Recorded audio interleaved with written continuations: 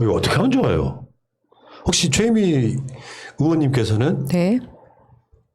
종교 갖고 계세요? 저도 이제 개신교고 크리스찬인데요. 네. 이제 여러 가지 여건이 좀 다른 것 같아요. 저희 교회 같은 경우는 굉장히 정부 방역 지침이나 준수하고 비대면 예배를 드려라 할 때는 또 거기에 준수해서 하는데 이제 일부 몇몇 교회에서 예, 그렇게 방역 수칙을 어기는 경우가 나오기 때문에 그렇지 않을까 싶습니다. 그 교회에 다니시던 분들이 네. 그 동네 학원 강사를 여러 명이 하신대요. 그래서 그 학원 학생들 뭐 이렇게 감염시키는 상황. 이게 문제는 정부의 문제가 아니고요. 같은 동네에 사는 가장 힘들다는 자영업 하시는 분들. 이런 분들한테는 같은 사회 구성원으로서 피해를 주는 거거든요. 그렇죠. 왜 이럴까요? 근데 지금 이 문제가 되는 영생교 승리재단 여기 최태민이 만든 거라고 합니다. 한마디 해도 되죠. 정말 가지가지 한다. 두 마디 하셔도 될 것 같은데요. 근데 저희 이제 댓글에 그 캐나다 교민께서 이런 댓글을 적어주신 적이 있어요. 그 캐나다에 있는 한인 교회 모임에서 집에서 이제 교회 모임을 했는데 그게 걸린 거예요. 신고가 들어와가지고. 그래서 그 모임을 주최한 그 집주인은 900만 원 벌금 물고 참가자들 다 100만 원씩 우리나라 돈으로. 이 정도 때려야 이런 짓을 못 하는 건데 지금 개인적으로 다 벌금이나 이런 것들이 딱 와닿게 보도가 되질 않으니까 이런 짓을 계속하는 것 같아요. 야, 그 영생교라고 하는 게 한자로 쓰면 아마 영원히 산다 이런 뜻일 거예요. 그런 분들이 코로나 걸리시면 어떻게 해요? 뭐 이번에 수목원교에서는 뭐가 있었냐면 카드가 있어, 카드. 그러니까 영생교는 개신교가 아니라 그러시는데 뭐 소위 말하면 개신교로 불리는 여러 가지 종파들에서 그 순복음 교회에서는 카드 하나를 개발을 했어요. 이 카드를 갖고 계시면은 코로나에 절대 걸리지 않습니다. 그거 팔아요. 근데 정말 이해가 안 가는 게요. 그러면은 벌써 전 세계가 그 카드 하나만으로도 코로나가 안 걸린다면 노벨 의학상 줘야 되나요? 반응이죠, 평화상 그게. 줘야 되나요? 근데 그걸 믿는 사람들이 문제라고 생각해요.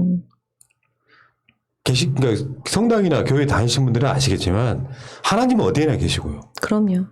내 마음속에 있는 것이고 굳이 교회 안 나가도 상관없는데 우리가 기독교 등의 좋은 점은 뭐냐면은 낮은 곳에 임해가지고 불을 쫓는 게 아니라 그 믿음을 확실하게 가지신 분들이 사회의 그늘진 곳을 돌보고 어려운 사람들과 함께하고 이런 의미였단 말이에요. 지금 전혀 그렇지 않아요. 그러니까 오죽했으면 얼마 전에 광주에서는 관련해가지고 주민들이 몰려가서 계란 투척했던 사건도 있었지 않습니까? 그러니까 예수님이 야 이놈들아 내 성전에서 장사질 좀 그만해라라는 소리는 안 들리나 봐요. 하나님이 당구를 치셔가지고 이렇게 이 큐대로 이렇게 저 새끼 저거 정광훈이라고 했지요. 이렇게 그 마세이를 찍었는데 마세이 금지. 빗나가가지고 다리에 천이 찢어지는 사건이 발생. 그때 하나님이 하셨단 말씀 있죠. 뭐야? 저도 안 맞네. 아무튼 지금 웃자고 하는 소리인데 이거 좀 넘어간다는 생각이 들고요. 이번에 이런 보도 하나 나왔죠. 일본이 화이자 백신 1,200만 명분을 버릴 위기에 처했다. 이게 이제 쥐어짜기 이야기예요. 거기도 이게 전문 용어예요. 5개가 나오는 코로나 백신을 6명분으로 만들기 위해서 쥐어짜기를 해야 되는데 소위 말하면 박영선 장관 저번에 나왔을 때 자랑하셨던 바이든을 약올렸던 바로 그 특수 주사기가 없어서 저거예요. 요거 없어서 1,200만 명분을 버릴 위기에 처했답니다. 근데 이게 정부의 무능력이 이런 데서 나오는 것 같아요. 사실 이 6회분을 된다는 것을 원래 5회분인데 니네가 조금씩 이렇게 맞추면은 이 주사기를 이용하면 6회를 맞는다는 걸 알면서 샀는데 주사기를 준비를 안 해서 이걸 놓친다는 게 이게 말이 되나. 다들 지금 정신줄 놓고 있는 것 같다는 생각밖에 안 들거든요.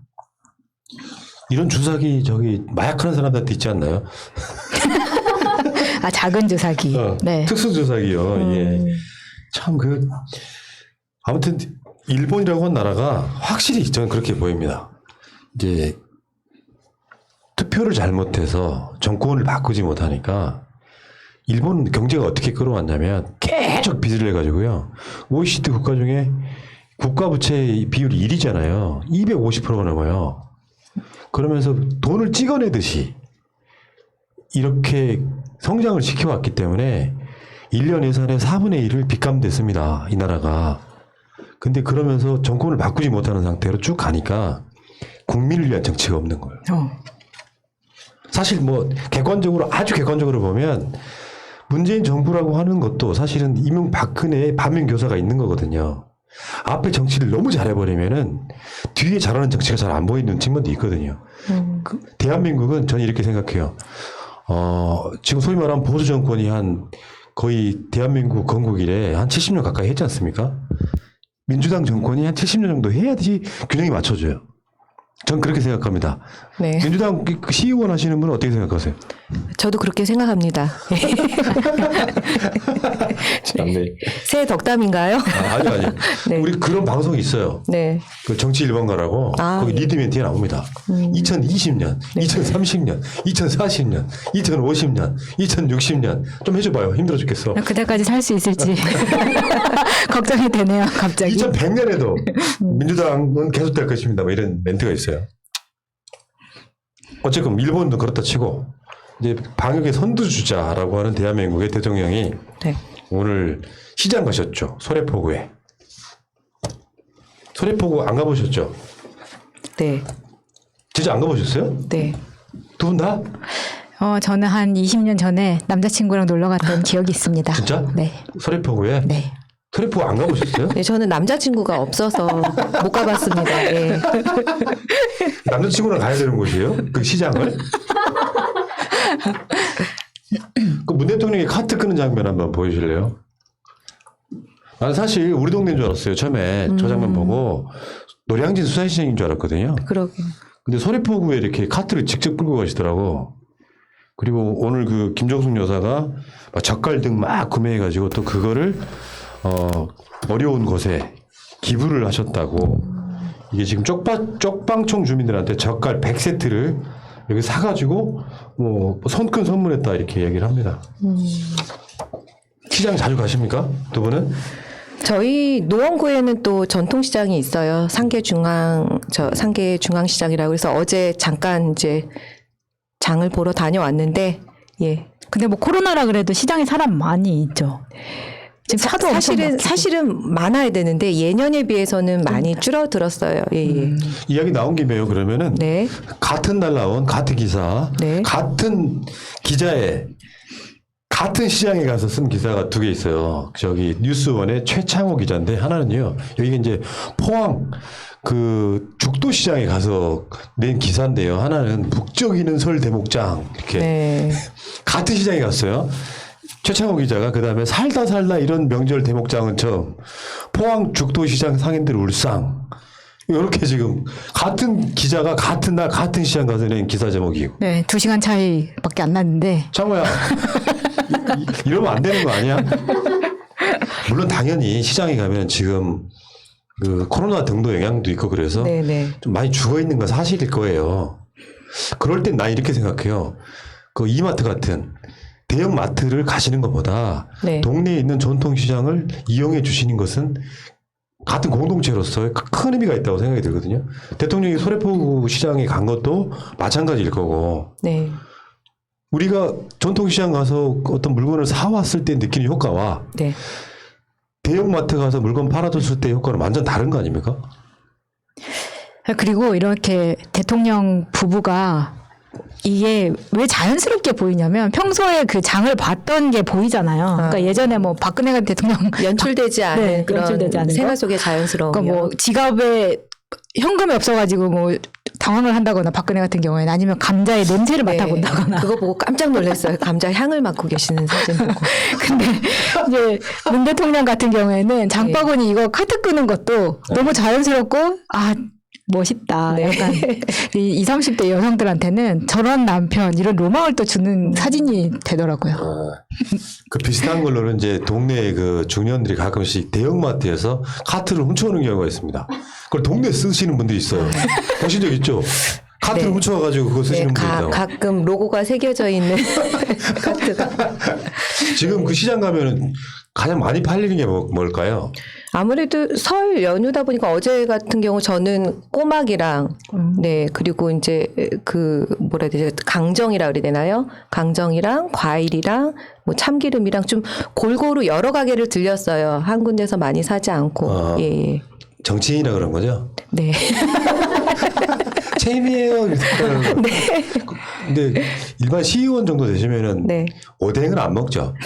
사진 찍으려고. 먹지는 않고 어제 사는 갔습니다. 왜냐하면 이제 아들들이 중앙시장 다녀올 테니까 필요한 거 있으면 말해 그랬더니 순대랑 떡볶이 2인분 주문해서 예. 맨 마지막에 샀습니다. 따끈따끈하게 가져가려고. 그걸로? 네. 따뜻한 엄마의 마음. 야 데리고 가세요. 그 짐도 좀 들라고 그러고. 그 생각을 못했네. 이놈의 새끼들이 이거 엄마가 힘들게 들고 오게 만들고 그래. 카트를 끌어야지 와서.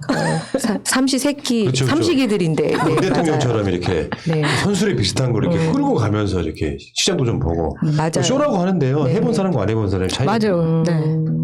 알겠습니다. 이거는 필요한 쇼 같아요. 하더라도. 청와대 근처에 다이소 있거든요. 그 다이소에 문정숙 여사님. 김정숙 여사님. 죄송해요. 아니 원래 왜 우리나라는 왜 남편 성을 안 따라가죠? 외국은 다 따라가던데. 김정숙 여사님이 다이소 단골이라 그러시잖아요. 거기 가서 이제 이 소위 말하면 상류층이 다이소는 5,000원 이상 물건이 없잖아요. 그만큼 그렇게 뭐 다이소가 한국의 법인은 한국 거라고 해서 우리가 굉장히 조심스럽고 막 이런 부분이 있었는데 어쨌든 그런 상황인 거죠. 문 대통령이 보통 이제 설날이나 명절 때 되면은 양산 내려가시는데 방역 지침 때문에 올해는 청와대에서 머물 예정이다 이렇게 보도도 나오고 있습니다. 문 대통령께서도 며느리가 무서우셨던 건 아니겠죠. 네, 요즘 며느리들이 5인 이상 모이면 신고한다고 해서 난 내가 봤을 때 그래 문주영 씨도 그렇고 조민 씨도 그렇고 아버지들이 좀 잘못 만나가지고 공격당하는 게 있잖아요. 그러면 명절 가서 엄청 갈굴 것 같아. 아파트면 이게 뭔 짓이야 이게 막 하면서. 네, 그 얘기는 정말 안타깝네요. 화만 나죠. 네. 자 일단 이 이야기는 여기까지 하겠습니다.